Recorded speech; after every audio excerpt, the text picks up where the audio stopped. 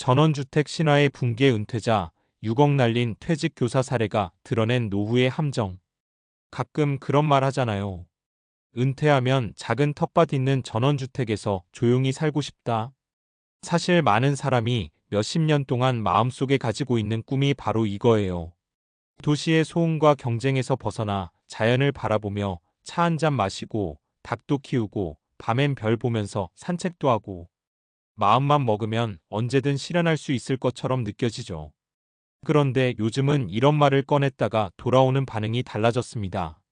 그거 요즘 위험하다더라. 전원생활? 처음엔 좋지 근데 현실은 다르대. 관리비만 해도 장난 아니라던데? 그만큼 전원주택 신화에 균열이 생겼다는 뜻이에요. 실제로 제가 상담하거나 이야기를 나누는 은퇴자들 중에도 전원생활로 갔다가 경제적 정서적 타격을 입고 다시 도시로 돌아온 분들이 정말 많습니다. 이번 글에서는 퇴직교사가 전원주택에 6억을 날린 사건을 중심으로 왜 이런 노후의 함정이 생기는지, 그리고 같은 실수를 피하려면 무엇을 준비해야 하는지 세 가지 사례와 함께 풀어보려고 합니다. 구체적인 돈 얘기, 감정 얘기, 실제 문제까지 있는 그대로 이야기해 볼게요. 1. 퇴직금 모은 돈 6억 전부 그 집에 묻었어요. 63세 김선호 가명 교사의 참담한 전원주택 실패기. 김 선생님은 35년간 고등학교에서 아이들을 가르쳤고 정년을 맞은 다음에야 비로소 나만의 삶을 살아보겠다는 설렘이 생겼다고 합니다.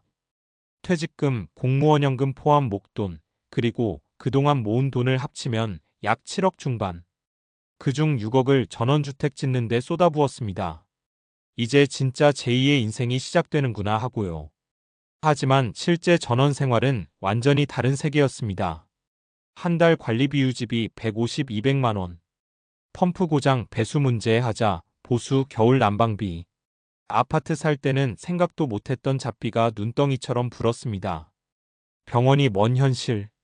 갑상선당뇨 약을 꾸준히 먹어야 하는데 시골 병원은 전문의가 없고 도시의 큰 병원까지 왕복 2시간.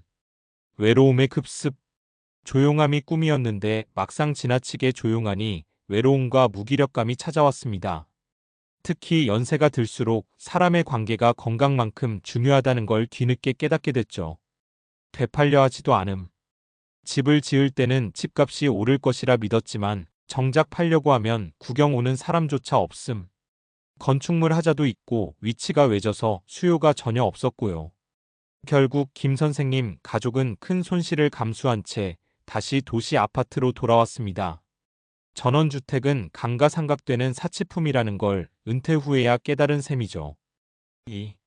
전원주택 신화가 무너진 이유. 사람들이 은퇴하면 전원 생활을 꿈꾸는 건 자연스러운 일이에요.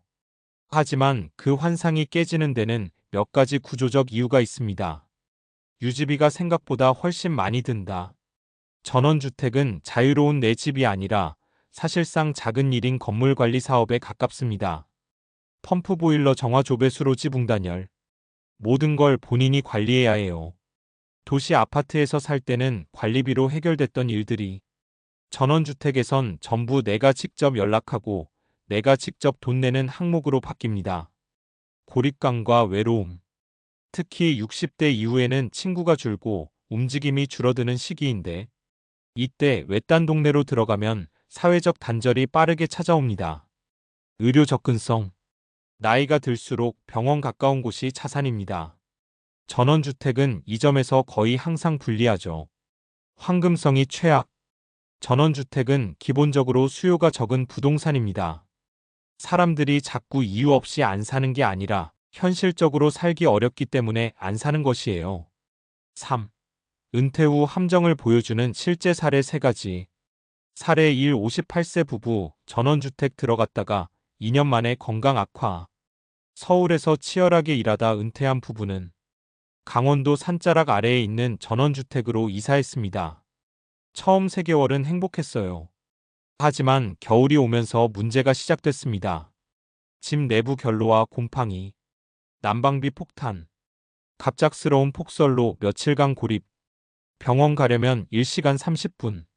아내분은 눈만 오면 가슴이 벌렁거린다고 했습니다.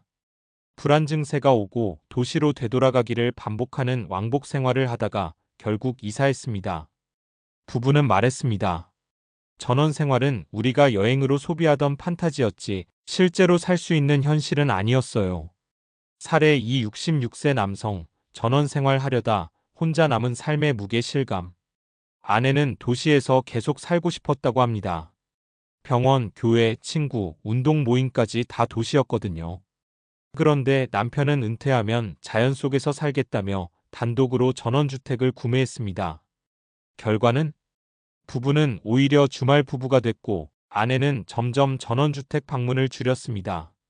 혼자 사는 시간이 많아지니 말수가 줄고 우울 증세가 왔고 결국 건강도 나빠졌습니다. 전원 생활이 아니라 은둔 생활이었어요. 사람이랑 밥도 안 먹으니 몸도 마음도 무너졌죠. 사례 3 72세 여성, 전원주택 팔리지 않아 노후 재정 흔들림. 자녀 둘을 모두 독립시키고 60대 중반에 전원주택으로 이사한 어씨.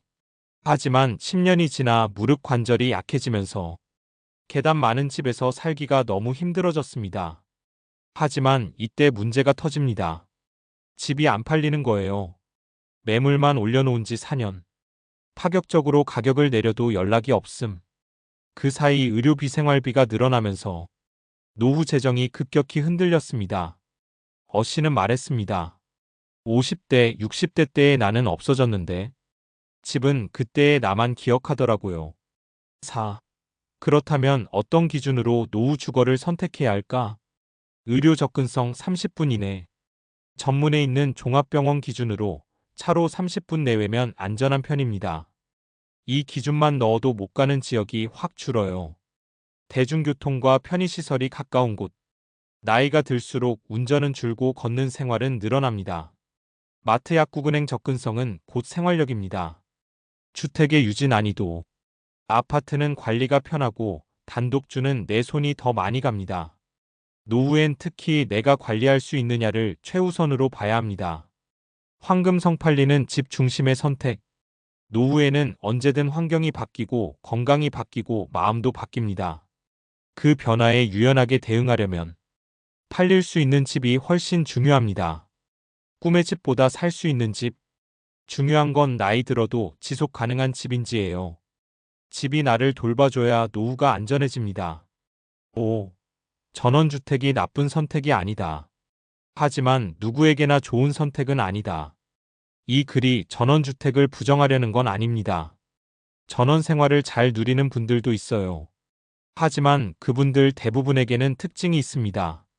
건강 상태가 양호하고 관리 능력 시간 체력이 있고 지역 사회에 빠르게 적응할 수 있고 재정적으로 여유가 있으며 무엇보다 스스로 적극적인 성향.